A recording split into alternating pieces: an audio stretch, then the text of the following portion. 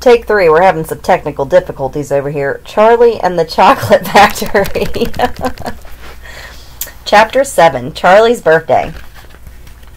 "Happy birthday!" cried the 4 old grandparents as Charlie came into the room early the next morning.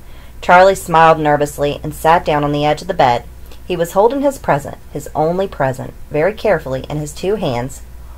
Wonka's Whipple Scrumptious Fudge Mallow Delight. Woo, that's a heck of a name for a candy bar, I tell you what, it said on the wrapper. The 4 old people, 2 at either end of the bed, propped themselves up on their pillows and stared with anxious eyes at the candy bar in Charlie's hands. Mr. and Mrs. Bucket came in and stood at the front of the bed watching Charlie. The room became silent. Everybody was waiting now for Charlie to start opening his present. Charlie looked down at the candy bar. He ran his fingers slowly back and forth along the length of it, stroking it lovingly, and the shiny paper wrapper made little sharp crackling noises in the quiet room. Then Mrs. Bucket said gently, "You mustn't be too disappointed, my darling, if you don't find what you're looking for underneath that wrapper. You really can't expect to be as lucky as all that."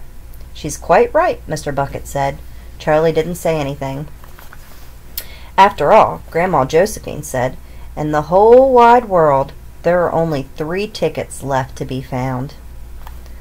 "The thing to remember," Grandpa Georgina said, "is that whatever happens, you'll still have the bar of candy." "Wonka's Whipple Scrumptious Fudge Mallow Delight," cried Grandpa George. "It's the best of them all. You'll just love it." "Yes," Charlie whispered, "I know." "Just forget all about those golden tickets and enjoy the candy," Grandpa Joe said. "Why don't you do that?" They all knew it was ridiculous to expect this one poor little candy bar to have a magic ticket inside it, and they were trying as gently and as kindly as they could to prepare Charlie for the disappointment. But there was one other thing that the grown-ups also knew, and it was this, that however small the chance might be of striking lucky, the chance was there. The chance had to be there. This particular candy bar had as much chance as any other of having a golden ticket, and that was why all the grandparents and parents in the room were actually just as tense and excited as Charlie was, although they were pretending to be very calm. "You better go ahead and open it up, or you'll be late for school," Grandpa Joe said. "You might as well get it over with," Grandpa George said. "Open it, my dear," Grandma Georgina said. "Please open it. You're making me jumpy." Very slowly, Charlie's fingers began to tear open the small corner of the wrapping paper.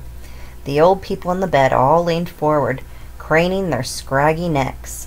Then suddenly, as though he couldn't bear the suspense any longer, Charlie tore the wrapping paper down, and onto his lap there fell a light brown, cream-colored chocolate candy bar. There was no sign of a golden ticket anywhere. "Well, that's that," said Grandpa George brightly. "It's just what we expected." Charlie looked up. 4 kind old faces were watching him intently from the bed. He smiled at them, a small, sad smile, and then he shrugged his shoulders and picked up the candy bar and held it out to his mother and said, "Here, Mother, have a bit. We'll share it. I want everybody to taste it." "Certainly not," his mother said, and the others all cried, "No, no, we wouldn't dream of it. It's all yours."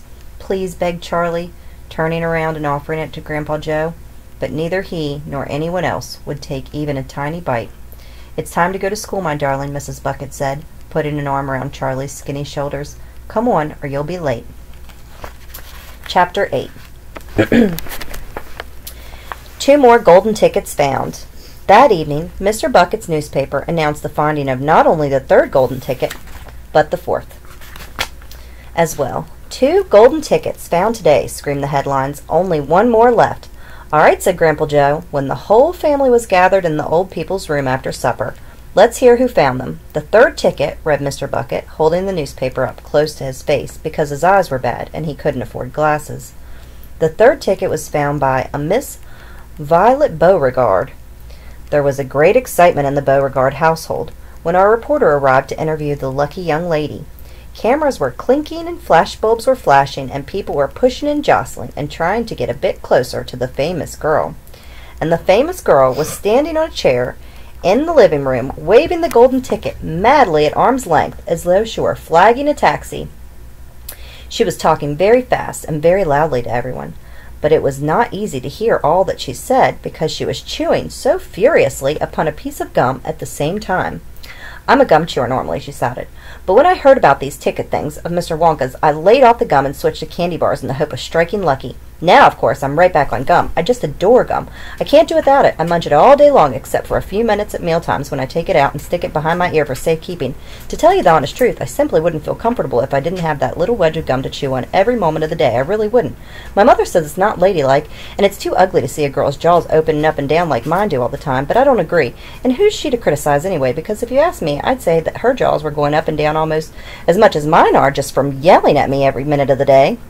Now, Violet, Mrs. Beauregard said from a far corner of the room where she was standing on the piano, to avoid being trampled by the mob.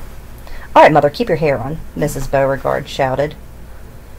And now, she went on, turning to the reporters again, "It may interest you to know that this piece of gum I'm chewing right at this moment is one I've been working on for over 3 months solid. That's a record, that is.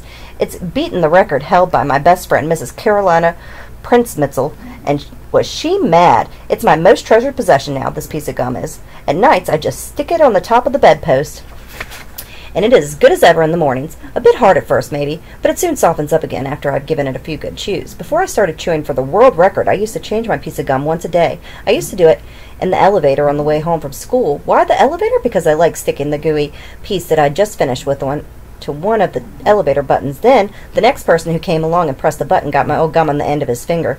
Ha ha! And what a racket they kicked up, some of them. You get the best results with women who have expensive gloves on. Oh yes, I'm thrilled to be going to Mr. Wonka's factory, and I understand that afterwards he's going to give me enough gum to last me for the rest of my whole life. Whoopee! Hooray! Beastly girl, said Grandma Josephine. Despicable, said Grandma Georgina. She'll come to a sticky end one day chewing all that gum. You see if she doesn't. And who got the 4th golden ticket, Daddy? Charlie asked. Now let me see, said Mr. Bucket, peering at the newspaper again. Oh yes, here we are. The 4th golden ticket, he read, was found by a boy called Mike Teeve. Another bad lot, I'll be bound, muttered Grandma Josephine. Don't interrupt, Grandma, said Mrs. Bucket. The Teeve household, said Mr. Bucket, going on with his reading, was crammed like all the others with excited visitors when our reporter arrived, but young Mike Teeve, the lucky winner, seemed extremely annoyed by the whole business. Can't you fools see I'm watching TV? He said angrily. I wish you wouldn't interrupt. The 9-year-old boy was seated before an enormous television set with his eyes glued to the screen, and he was watching a film in which one bunch of gangsters was shooting up another bunch of gangsters with machine guns. Mike Teeve himself had no less than 18 toy pistols of various sizes hanging from belts around his body, and every now and again he would leap up into the air and fire off half a dozen rounds from one or the other of these weapons. Quiet, he shouted when someone tried to ask him a question. Didn't I tell you not to interrupt? This show's an absolute whiz-banger. It's terrific. I watch it every day. I watch all of them every day, even the crummy ones, where there's no shooting. I like the gangsters best. They're terrific, those gangsters, especially when they start pumping each other full of lead, or flashing the old stilettos, or giving each other the 1, 2, 3 with their knuckle dusters. Oh boy, what I wouldn't give to be doing that myself. It's the life, I tell you. It's terrific. That's quite enough, snapped Grandma Josephine. I can't bear to listen to it. Nor me, said Grandma Georgina. Do all the children behave like this nowadays, like these brats we've been hearing about? Of course not, said Mr. Bucket, smiling at the old lady in bed. Some do, of course. In fact, quite a lot of them do, but not all. And now there's only 1 ticket left, said Grandpa George. Quite so, sniffed Grandma Georgina, and just as sure as I'll be having cabbage soup for supper tomorrow, that ticket'll go to some nasty little beast who doesn't deserve it. Well, Alara, I hope you enjoyed Chapter 7 and 8. When you come down in November, we'll have to go to that sweatshop your daddy was talking about when he read Chapters 5 and 6. Okay, honest mistake. All right, honey. Sleep tight. We love you. We love you.